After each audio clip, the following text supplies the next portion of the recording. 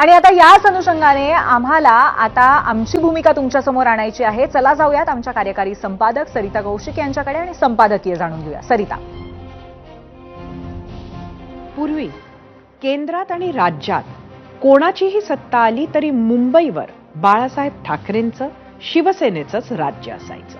हे अलिखित समीकरण गेली 25-30 वर्ष न काँग्रेसनं डिस्टर्ब केलं ना भाजपनं। पण गेल्या 5-7 वर्षात राज्यातील राजकीय स्थिती 180 अंशात बदलली आहे। भाजपला सोडून उद्धव ठाकरे वैचारिक विरोधक असलेल्या काँग्रेस आणि शरद पवारांसोबत गेले।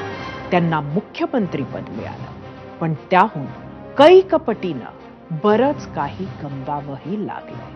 एकनाथ शिंदे सतत आनंदी घे आणि बाळासाहेबांच्या हिंदुत्वाची आठवण करून देत असतात।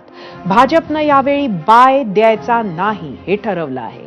राज ठाकरे आणि उद्धव ठाकरे एकत्र आले तर भावनिक मुद्द्यावर भाजपला रोखता येईल असा अंदाज बांधला जातोय।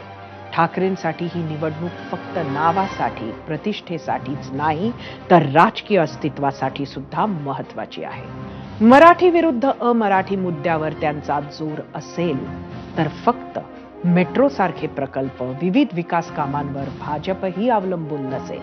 भाजपचा जोर हिंदू मुस्लिम मुद्द्यावर असेल हेही स्पष्ट आहे।